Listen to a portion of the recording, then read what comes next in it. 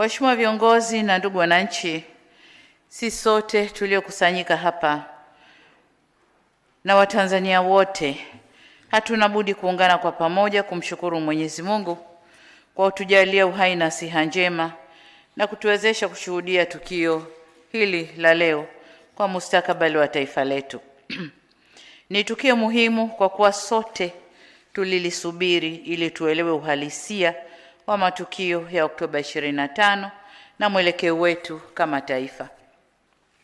Ndugu wananchi, niliunda tume hii kama ilivyo kawaida ya taifa letu kuunda vyombo vya uchunguzi yanapotokea mambo mahsusi yanayohitaji kuangaliwa kwa kina. Hii ni tume ya 6 au ya 7 katika historia ya nchi yetu.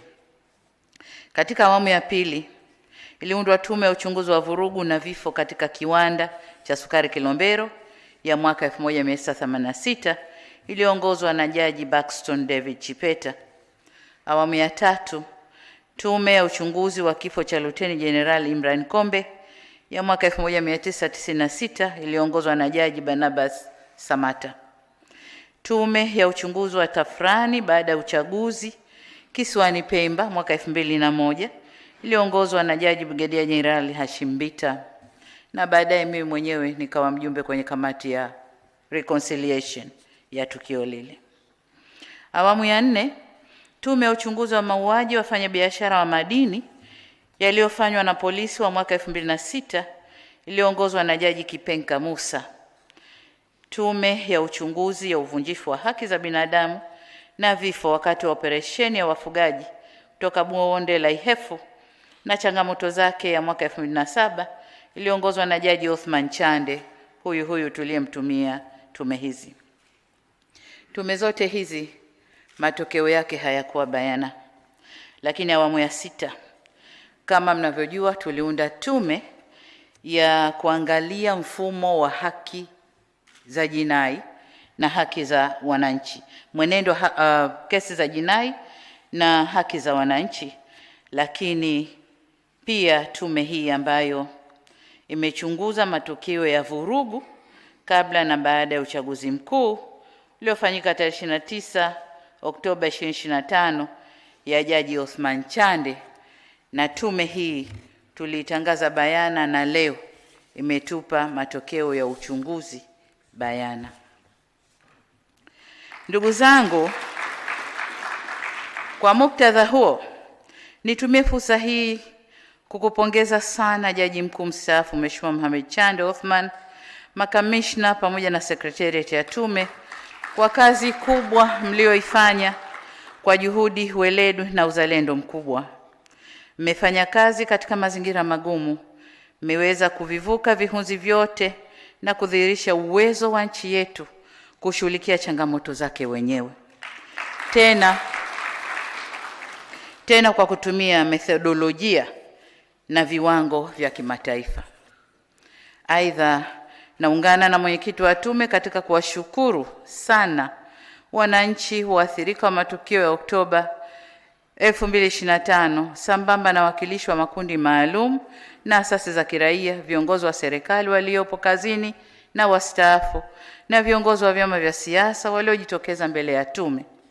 Ushirikiano wenu kwa tume umedhihirisha utayari wenu kushiriki safari hii ya kutibu majeraha yaliyotusibu au yaliyolisibu taifa letu. Vile vile, naishukuru jumuiya ya kimataifa na nchi marafiki kwa kuonesha kusikitishwa na changamoto hii kubwa katika historia ya Jamhuri ya Muungano wa Tanzania. Katibu Mkuu wa Umoja wa Mataifa alimtuma mjumbe maalum Mheshimiwa Balozi Parfait Onanga Anyanga. Katibu Mkuu wa Jumuiya ya Madola alimtuma mjumbe maalum Rais mstaafu wa Malawi Mheshimiwa Dr. Lazarus Makathi Chakwera, na vile vile Umoja wa Viongozi Wanawake wa Afrika AULAN ukiongozwa na mwenyekiti wake Rais mstaafu wa Jamhuri ya Liberia Mheshimiwa Ellen Sirleaf walikuja nchini kufuatilia yaliyotokea. Wote hao tumefanya nao mazungumzo na mashauriano yenye kulinda na kujenga hadhi ya nchi yetu. Wote wametuhakikishia utayari wao wa kushirikiana nasi katika hatua yoyote ambao tutaona tunahitaji msaada na ushirikiano zaidi. Na washukuru pia wadau wote waliokubali kukutana na wajumbe hao maalum, wakiwemo viongozi wa vyama vya siasa. Kwa upande mwingine, wapo waliotumia matokeo ya Oktoba 2025 kutusimanga na kutunyoshea vidole. Hatukushangaa sana kwa sababu mitazamo ya wanadamu haifanani, na kulikuwa na upotoshaji mkubwa wa habari za tukio lilo uliofanywa na vyombo vya habari, hususan vya nje ya nchi na vya kimataifa. Kwa desturi ya waungwana, linapotokea jambo la hasara na kuumiza mioyo, matarajio ni kufarijiwa badala ya kuzodolewa. Kwa vyovyote vile, walioumizwa na tukio lile ni sisi wa Tanzania. Ni sisi tuliopoteza watoto wetu. Ni sisi tuliopoteza ndugu zetu, jamaa na marafiki zetu. Kwa hali yoyote ile, walioathirika ni wa Tanzania kwa ujumla wetu. Haiwezekani mtu mwingine asiye Mtanzania awe na uchungu zaidi kuliko sisi wa Tanzania. Haiwezekani. Lau kungekuwa na uwezekano, tunatamani siku zirudi nyuma. Yaliyotokea Oktoba 2025 yawe hayakutokea, na historia ijiandike upya ili tuweze kufuta doa tuliloingia. Hata baba wa taifa hayati Mwalimu Julius Kambarage Nyerere amewahi kusema katika moja ya hotuba zake kuwa wakati tunapata uhuru, tulichoachiwa na wakoloni halikuwa taifa, bali mkusanyiko wa makabila. Lakini kwa dhamira na utashi wa waasisi wetu, waliamua kujenga taifa moja imara lisiloendeshwa kwa misingi ya kidini, kikabila au hadhi ya mtu, na ambapo lugha yetu adhimu ya Kiswahili inatumika kama nyenzo ya kutuunganisha pamoja na kudumisha na kuimarisha utaifa wetu. Mwaka 1991 pale Mwalimu Nyerere alipojitokeza mbele ya Watanzania kujenga hoja ya taifa kuingia kwenye mfumo wa vyama vingi vya siasa, lengo lake lilikuwa kuweka mazingira ya kupambanisha fikra na si kuleta vurugu. Pamoja na hayo, kipekee kabisa narudia kuwashukuru sana wananchi kwa kutoendeleza vitendo vya uvunjifu wa amani licha ya hamasa zilizokuwa zinafanywa, hususan kupitia mitandao ya kijamii. Nawashukuru tena kwa utulivu wenu na imani yenu kwa serikali wakati tukisubiri taarifa hii ya tume. Asanteni sana wa Tanzania. Ndugu zangu wa Tanzania, Jamhuri ya Muungano wa Tanzania haikutokea kwa bahati, bali ilijengwa na waasisi wetu kwa maono na matendo yao. Na kama ilijengwa, ni wazi ipo misingi iliyoifanya nchi hii yenye zaidi ya makabila 126 kusimama kama taifa moja lenye mshikamano. Hata baba wa taifa hayati Mwalimu Julius Kambarage Nyerere amewahi kusema katika moja ya hotuba zake kuwa wakati tunapata uhuru, kama nilivyorudia, tulioachiwa ilikuwa ni mkusanyiko tu wa makabila, lakini kwa dhamira na utashi wa waasisi wetu waliamua kujenga taifa moja imara, kama nilivyosema, lisiloendeshwa kwa misingi ile ya kidini na kikabila.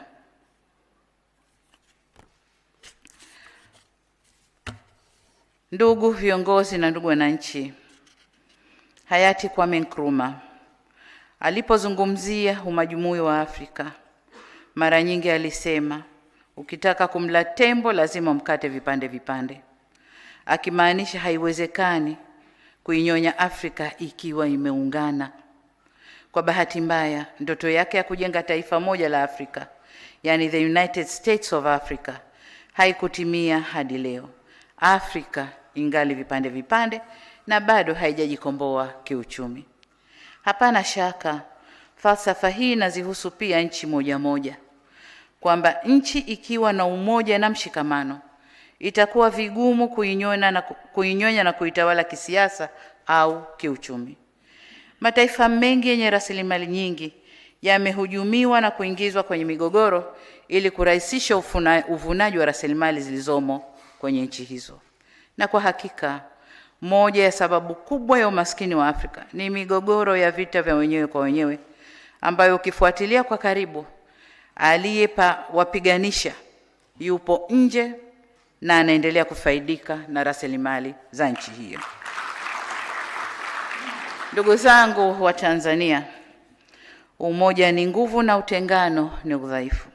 Niwaombe sana, tuendelee kuimarisha umoja na mshikamano wetu ili tusitoe nafasi ya kuvurugwa na maadui wa nchi yetu. Waheshimiwa viongozi na Watanzania wenzangu, katika nukta hii ninaelekea sasa kuzungumzia matokeo ya Oktoba 29, 2025. Tutakuwa tunajidanganya tusiposema ukweli kuwa yaliyotokea wakati ule yalitikisa taifa letu. Kwa kweli yalitutikisa. Waswahili tunasema kupotea njia ndio kujua njia. Tumegusa kala moto na tumejifunza.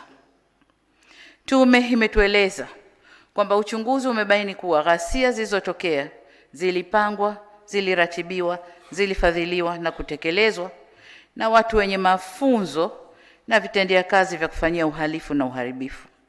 Hali kadhalika imebaini kuwa malengo ya wahusika hao yalikuwa ni kuvuruga uchaguzi na kutengeneza ombwe la uongozi ili nchi isitawalike.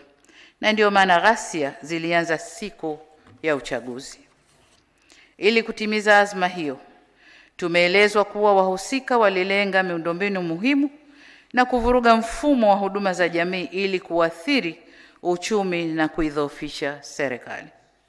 Wataalamu wa sayansi za siasa mliopo hapa nasi na yoyote mwenye uelewa masuala ya uongozi wa nchi, mnaweza kutafakari nini kingetokea endapo malengo ya wahusika wa ghasia au vurugu zile yangefanikiwa. Bila shaka, jitihada za vyombo kudhibiti ghasia na vurugu zile ndio imefanya Tanzania iwe leo ilivyo. Vinginevyo tungekuwa tunazungumza hadithi nyingine. Lakini hapa, mwenyekiti, haimaanishi kuwa kwa wale ambao tutabaini wamekiuka sheria na taratibu za kazi zao kwamba hatutawajibisha, tutawajibishana. Waheshimiwa viongozi na Watanzania wenzangu, kufuatia ghasia zile, kumekuwa na taarifa nyingi zilizotolewa bila usahihi. Makundi mbalimbali na baadhi ya watu mmoja walikuwa wakitoa takwimu za vifo na walioathirika bila ya kuwa na uhakika. Takwimu hizo ama zilikusudia kufifisha au kuzidisha, kutia chumvi kiwango cha madhara yaliyotokea. Wazee wetu walisema, kweli kidhihiri uongo hujitenga. Leo tumepokea takwimu zilizochambuliwa vizuri na tume hii. Tume imewasilisha taarifa yake inayotokana na uchunguzi wa kitaalamu na ukweli umebainika. Takwimu za idadi waliokufa, waliojeruhiwa na waliopata madhara mbalimbali zimechambuliwa na tume na tumezisikia. Aidha, tumeelezwa kuhusu uwepo wa madai ya baadhi ya wananchi ambao hawajaweza kuwaona ndugu zao au jamaa zao baada ya vurugu zile. Niwaahidi kuwa kama tume ilivyopendekeza, serikali itaendelea kufanya uchunguzi wa kina na wa kitaalamu ili tujue mambo haya kwa usahihi wake. Pendekezo la tume tumelipokea na tutalifanyia kazi na hatutachelewa. Ndugu zangu, katika kuwakumbuka na kutoa heshima kwa waliotangulia mbele ya haki, ninaomba tusimame kwa dakika moja. Tumuombe Mwenyezi Mungu azipumzishe roho zao mahali pema peponi. Kila mtu kwa imani yake.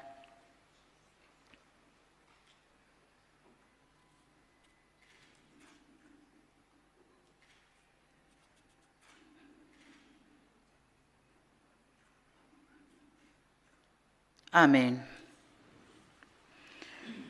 Kwa masikitiko makubwa, nitoe tena pole kwa wazazi wenzangu waliopoteza vijana wao, na kwa Tanzania wote tuliopoteza ndugu na jamaa zetu.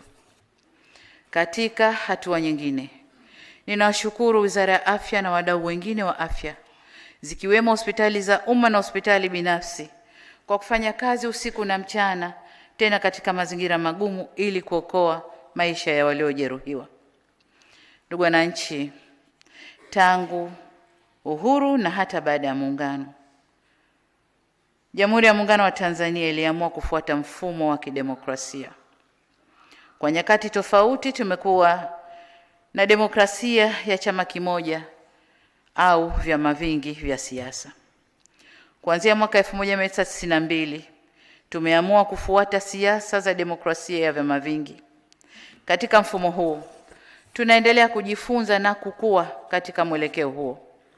Nakumbuka Mwalimu Nyerere katika hotuba yake ya Juni 1991 akiwa jijini Rio de Janeiro kule Brazil alisema, na hapa nanukuu, kwamba demokrasia sio chupa ya Coca-Cola ambao unaweza kuiagiza.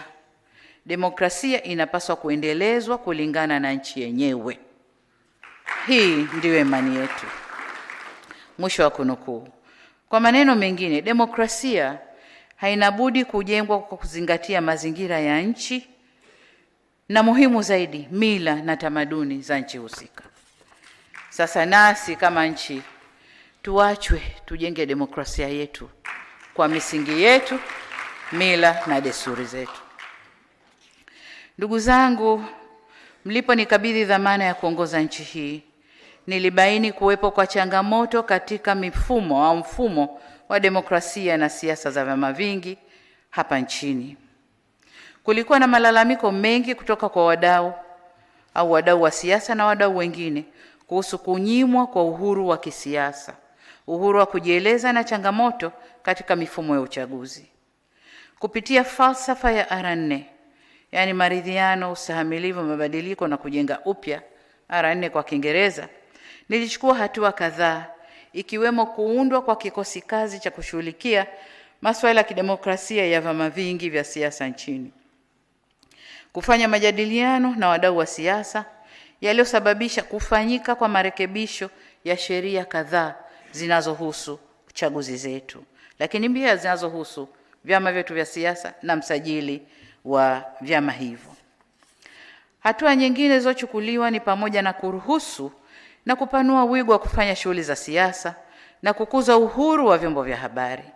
Pamoja na hayo, bado kuna mambo kadhaa ya kufanyiwa kazi katika mawanda ya siasa, ikiwemo suala la mabadiliko ya katiba. Kama mnavyofahamu na kama nilivyoahidi, tumepanga kukamilisha mchakato huu katika kipindi hiki cha pili cha awamu ya 6, na ni suala la kipaumbele kwenye ilani ya uchaguzi ya Chama cha Mapinduzi. Kwa upande mwingine, tume imebaini kuwepo kwa malalamiko yanayohusu uwajibikaji wa baadhi ya viongozi na watumishi wa umma katika kushughulikia changamoto na kuwahudumia wananchi. Aidha, zipo tuhuma zinazohusu maadili ya viongozi, kiwemo rushwa, ubadhirifu na matumizi mabaya ya rasilimali za umma. Swala la ajira kwa vijana, kutokuwa na mazingira rafiki ya biashara na uwezeshaji wa wananchi kiuchumi nayo yameibuliwa.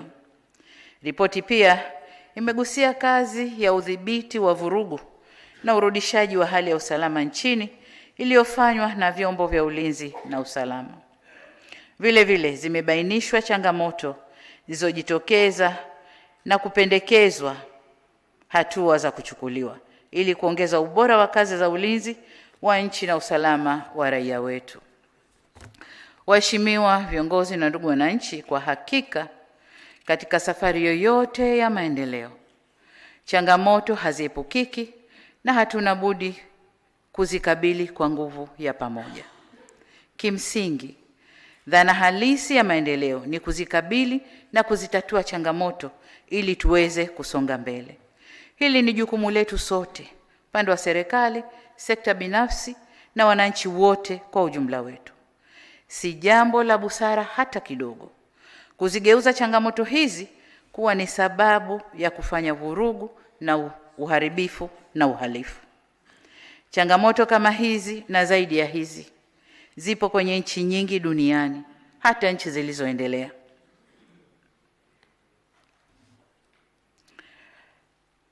Lakini vile vile changamoto za aina hizi ziko katika nchi zinazotuzunguka, lakini wananchi wao hawajazitumia kama sababu ya kuharibu miundombinu na kudunisha chumi zao au kuzifanya chumi zao kuwa duni.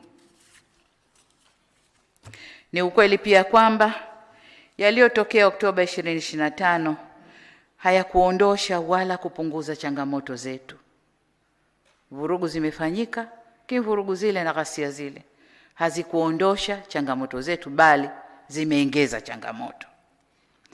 Na kama nilivyoeleza hapo awali, kama ghasia zile zisingedhibitiwa, nchi ingepata athari kubwa zaidi na ingetuchukua miaka mingi kuinuka tena. Na wasihi wa Tanzania wenzangu, tutambue kuwa ni rahisi kupoteza amani, lakini si rahisi kuirejesha. Ni rahisi kuibomoa nchi, lakini ni vigumu kuijenga upya. Hapa nataka sote tufahamu kuwa hatima ya Tanzania ipo mikononi mwa Watanzania wenyewe. Nguvu ya ushawishi wa makundi ya nje inasaidia kuvunja amani, kuvuruga usalama na kubomoa nchi. Lakini kurudisha amani na usalama na kuijenga upya nchi yetu hufanyika kwa misaada yenye masharti magumu ya kisiasa, kiuchumi na kibiashara. Kwa hiyo tuwe makini kwamba Watanzania ndio wajenga Tanzania yetu. Tunapoibomoa hatuna mjomba wa kutusaidia. Tutapata mikopo yenye masharti ya kiuchumi na kisiasa ili tuweze kujenga upya. Lakini wakati wa kubomoa tunaweza tukapata msaada kirahisi kabisa. Hivyo basi, mambo haya magumu na hatari tulioyapitia yatupe funzo ili tuendelee kwenye mwelekeo sahihi. Ipo nukuu maarufu ya hayati Nelson Mandela inayosema, "It is in the character of growth that we should learn from both pleasant and unpleasant experiences." Ikimaanisha ili tuweze kukua hatuna budi kujifunza tokana na matukio yanayofurahisha na yasiyofurahisha pia. Nasi tumejifunza kutokana na mapito haya magumu, na tushirikiane ili tuweze kuimarika zaidi. Waheshimiwa viongozi na ndugu wananchi, tumesikia masuala yaliyobainishwa na tume pamoja na mapendekezo kwa muhtasari, lakini mmeshuhudia ripoti niliyokabidhiwa na mavitabu yale yaliyoko pale. Hii ni ripoti ya rais. Aliyeunda tume ni rais, na ripoti yote hii ni ya rais. Kwa hiyo wasitokee watu wengine wakadai ownership ya ripoti hii. Ni ripoti ya rais. Nilisema tume za huko nyuma zilikuwa zinabanwa kimya kimya. Mimi nimeamua tuambizane, lakini ripoti ni mali ya rais. Tumepokea, nataka niwahakikishie tume kwamba tumepokea mapendekezo yote yaliyowasilishwa na tutakayoyasoma kwenye makabrasha yale, na tutaanza kuyafanyia kazi mara moja. Katika hatua hii nitoe wito kwa Watanzania wenzangu, tuungane kwa pamoja kulirejesha taifa letu kwenye misingi yake. Na katika kuakisi mapendekezo ya taarifa ya tume, serikali itachukua hatua za haraka zifuatazo. Kwanza, katika muda mfupi ujao itaundwa tume ya maridhiano, lakini kwanza tutakwenda mapendekezo ya tume kufanya upelelezi wa kina wa yale ambayo tume wameyabainisha. Lakini katika muda mfupi ujao tutaunda tume ya maridhiano ikijumuisha wadau wote muhimu itakayosimamia na kuongoza majadiliano na maridhiano ili kuziba mianya na migawanyiko iliyopo na kurejesha umoja na mshikamano wa kitaifa. Naomba nikumbushe kuwa nia ya kuwa na tume ya maridhiano ilikuwepo hata kabla matukio ya Oktoba 25. Na ni moja ahadi zangu nilizoziahidi kutekeleza ndani ya siku 100 za kwanza. Hata hivyo, kwa bahati mbaya, ghasia zilizotokea Oktoba 25 zimechelewesha utekelezaji wa ahadi hiyo, kwa kuwa hata hadidu za rejea za tume ile ambazo nilitayarisha sasa zitapaswa kubadilika kuendana na mazingira yaliyopo sasa. La pili tutakalofanya ni baada ya tume ya maridhiano kuwasilisha ripoti yake, maoni na mapendekezo yatakayowasilishwa ndio yatakayoelekeza au yatakayoelekezwa kwenye mchakato wa kurekebisha katiba ya nchi. Tatu, kwa kuwa ripoti imebainisha kuwepo kwa viashiria vya jinai kuhusu matokeo yale, tutaunda kama nilivyosema chombo maalum cha upelelezi kwa maana criminal investigation kwa ajili ya kufanya kazi iliyopendekezwa na tume. Ripoti ile au chombo kile kitaangalia masuala yaliyobainishwa na kubaini waliohusika katika kupanga, kuratibu na kufadhili matukio ya ghasia au vurugu. Lakini vile vile watajielekeza kubaini wahusika wa matukio ya uhalifu, kwa sababu kuna vurugu, kuna na uhalifu. Kuna wale wote ambao walikuwa wanavunja maduka, kuvamia na kuiba, tutajielekeza huko. Kwa bahati nzuri picha zipo zitatuongoza kwenye mambo hayo. Lakini pia tume au chombo kitakachoundwa kitaangalia kwa undani vifo vya watoto na kushughulikia swala la madai ya miili ambayo haijapatikana. Tume hii itajielekeza huko pia. Tume itajielekeza pia kwenye masuala ya wanaodaiwa kutekwa na ambao taarifa zao hazijapatikana. Vile vile walioathirika nje ya eneo la vurugu. Tume itaangalia maeneo yote au hicho chombo kitaangalia maeneo yote haya. Jambo la 4 tutakalofanya ni serikali itaweka utaratibu wa kugharamia matibabu ya majeruhi wa ghasia ambao bado wanahitaji matibabu. Vile vile itagharamia vifaa saidizi na viungo bandia kwa waliopata ulemavu wa kudumu ili waweze kuyamudu mazingira yao ya kila siku.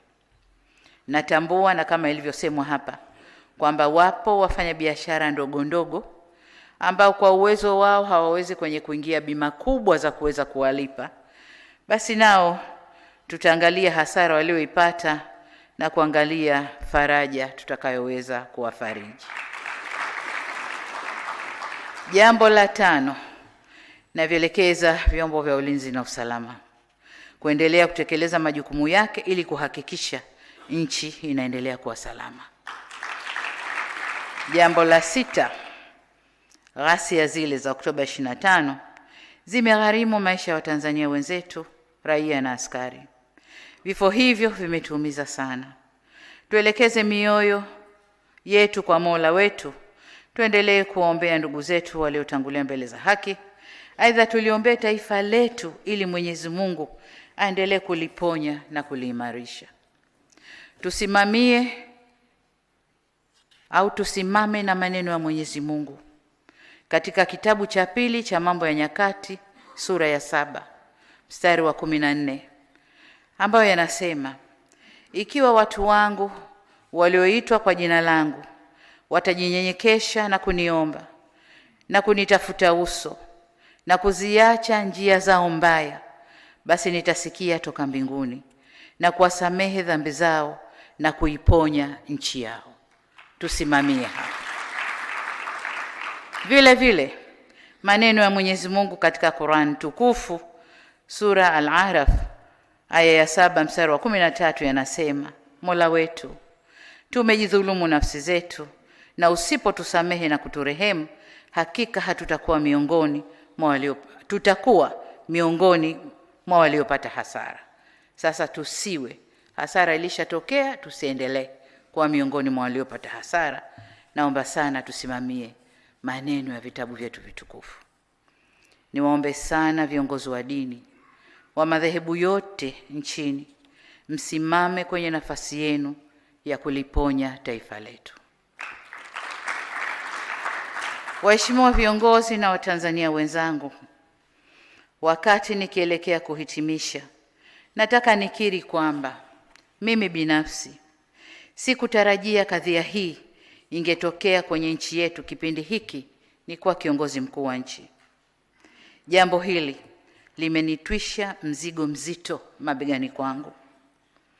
Lakini nataka niwahakikishie kwa kadri Mwenyezi Mungu atakavyoniongoza na atakavyonijalia, nitaubeba mzigo huu kwa ujasiri, kujiamini na tahadhari kubwa.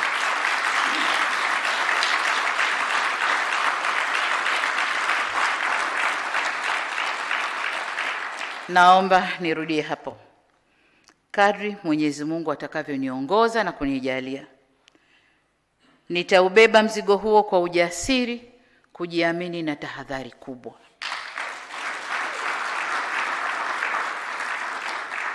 Kwa mara nyingine tena nihakikishie tume kwamba serikali imepokea taarifa hii na mapendekezo yake, na kwa pamoja sisi na nyinyi wanatume tutakwenda kuyafanyia kazi. Mapendekezo mlioyatoa ni dawa ya kuliponya taifa letu, na kwa ladha yoyote iliyo dawa hiyo, lazima dawa inywewe ili tupoe. Mapendekezo hayo tafanyia kazi ipasavyo, tafanya marekebisho ya mambo yaliyobainishwa kuwa na dosari, taimarisha pale penye udhaifu, bila kuacha kuwajibika pale penye ulazima wa kuwajibishana. Katika hili, serikali inahitaji msaada wenu, ndugu zangu wa Tanzania. Tuweke juhudi za pamoja kwa werevu na ujasiri na kusema never again, yasijirudie. Ndugu wananchi, wakati nafuatilia wasilishaji wa ripoti hii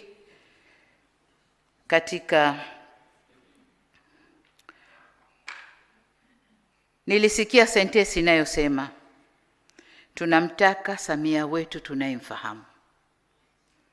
As if kwamba nilipoingia alikuwa Samia mwingine na sasa ni Samia mwingine. Nataka niwahakikishie wa Tanzania, mimi ni Samia yule yule wa 4R. Ni yule yule wa 4R. Ninachoomba ni ushirikiano wenu katika kutekeleza hizo R4. Wanasema kidole kimoja hakivunji chawa, au it takes two to tango. Kwa hiyo mkimtegemea Samia peke yake afanye, hayaendi. Lakini mkinipa ushirikiano mkubwa, ndugu zangu, tutafika tunakoelekea. Niwaombe tuungane sote kuamua hatma ya mustakabali mwema wa nchi yetu kwa manufaa ya kizazi hiki na vizazi vijavyo. Ninawasihi wa Tanzania, tusikubali kurubuniwa kuharibu nchi yetu. Tusikubali kuchochewa, iwe na wanasiasa, wanaharakati, wahalifu au watu wenye chuki na wenye maslahi binafsi, kwa njia yoyote ile kuvuruga tunu ya amani yetu. Tusimame imara na kwa umoja tulijenge taifa la Jamhuri ya Muungano wa Tanzania. Tanzania ndipo kwetu. Hatuna pengine katu, hatuna pengine. Kwa tukijenga nchi yetu tutakaa kwa raha. Tukivuruga nchi yetu taendelea kukaa jinsi tunavyokwenda. Tutakuwa na matatizo yasiyoisha. Baada ya kusema hayo, niwatakie nyote neema na baraka za Mwenyezi Mungu. Tumuombe Mwenyezi Mungu aibariki nchi yetu, awabariki viongozi wetu, tujaliwe hekima na umoja na amani ambazo ndio ngao zetu wa Tanzania. Ibarikiwe Tanzania, tubarikiwe watoto wa Tanzania, kama tunavyoimba kwenye wimbo wetu wa taifa. Amin, amina, na asanteni sana kwa kunisikiliza.